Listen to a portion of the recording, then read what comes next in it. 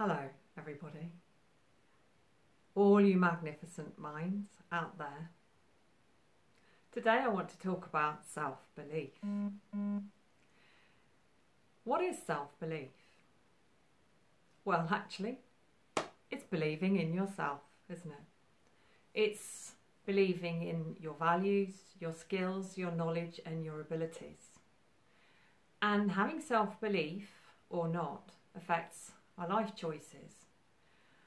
It'll affect what we will do and what we won't do, what jobs we might go for, what experiences we might try out, and how we approach relationships as well, whether we'll ask that person out on a date.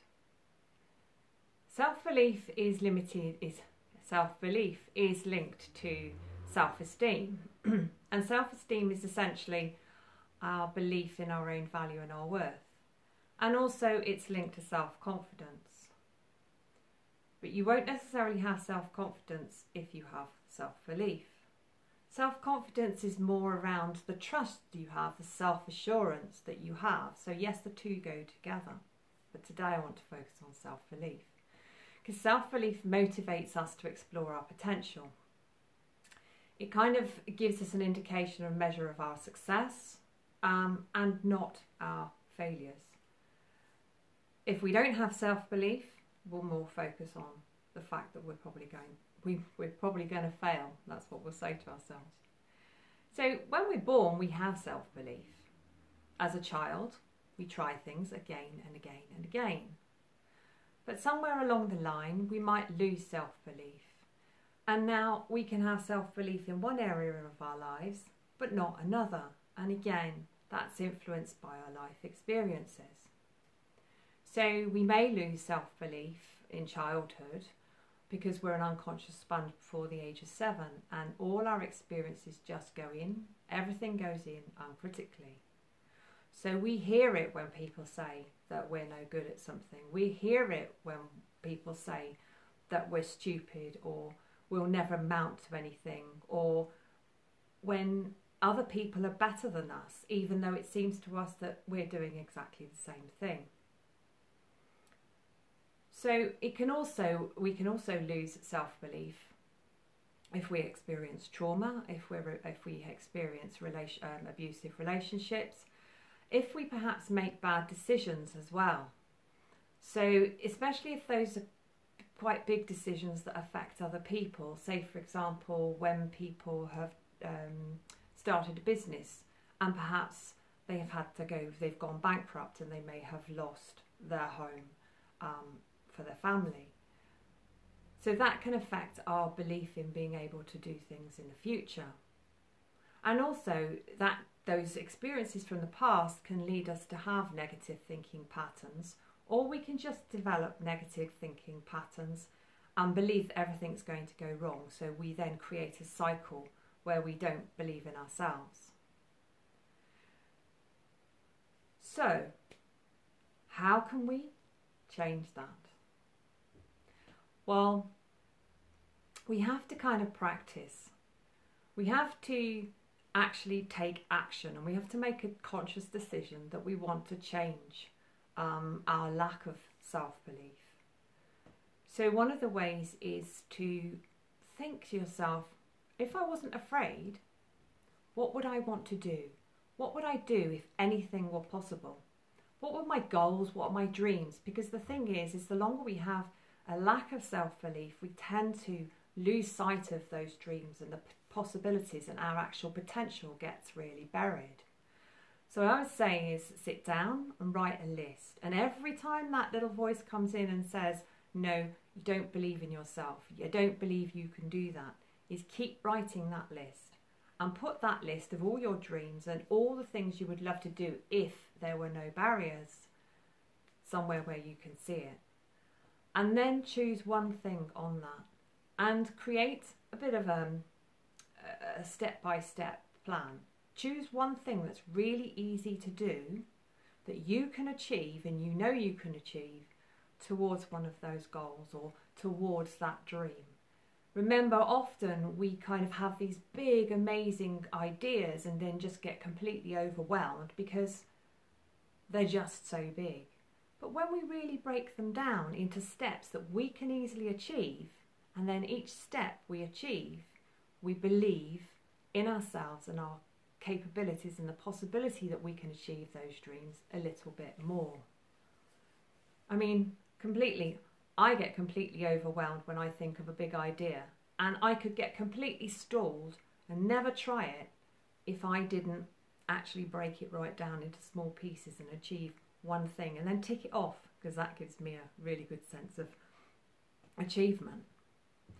And I just go back to, is like, I lost a huge amount of self-belief when I was younger because of the way that my friends around me used to really belittle me and used to put me down, and all the time I was trying to compare myself to other people. So I really lost a lot of self-belief.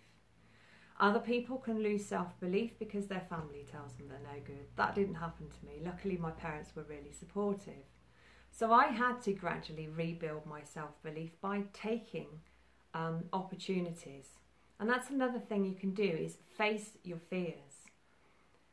Identify what your source of self-doubt is and actually just take the plunge and think, okay, what's the worst that could happen? And that's what I did.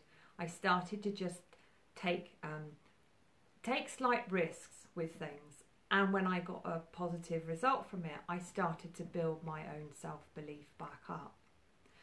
Another thing you can do is affirmations. Now, people have different views on affirmations, but some people believe that, you know, they don't work, but other things is that if in combination with other activities, with other ways of building your self-belief, they can really totally work, especially if you write them up somewhere you can see and say them to yourself in the mirror every day. Things like, you know, I deserve to have a good life. I deserve to have nice things in my life. I deserve to have success. I'm intelligent. I'm kind. Things like that. Nice and simple, and things that mean something to you. And also I would kind of think about, what is the value of your dreams to you? What is the value in terms of what you will be in the future when you've achieved those dreams? Who will you be? What will you look like? What will you be hearing? What will you be feeling? And actually imagine that, embody it, because that can be a motivator as well. It's like, how do I want to be in 10 years' time or 5 years' time? Do I still want to be feeling the way I'm feeling? Because actually the bottom line is it's a decision that we make in ourselves, and however challenging that first step is, when we've made it, we'll feel, okay, the next step is possible. Just sort of thinking about some of my clients is when they say they don't do things, they procrastinate, and they spend a lot of time worrying about what might happen. And then they take that step and they do that thing, and they actually realise that it wasn't half as bad as they thought. And they congratulate themselves for that achievement. But it becomes a pattern we get into. And what we do is we tend to then believe in ourselves less and less. What else can we do? We could also encourage other people around us, encourage other people to believe in themselves. That can have a knock-on effect on us.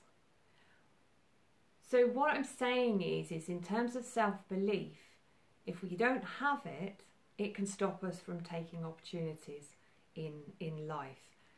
It can really, really hold us back. And what it can do is it can make us feel more anxious, increase our worry, increase our stress, and it can even lead to being really cynical, feeling depressed, and worse.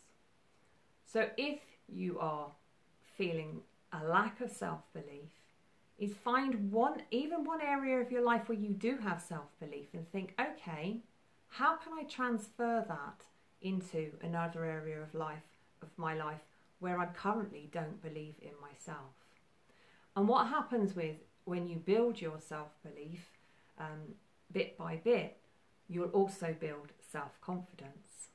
And self-confidence is kind of like when that belief permeates your thoughts, that you are self-assured and you feel you're completely capable, and your feelings and your actions all congruent with who you feel you are inside. But self-confidence is another thing for another day. So yeah, self-belief is so important, and it's not something that is set in stone. It's something that we can develop over time. Love to know what you think, and I will see you again soon. Have a great evening.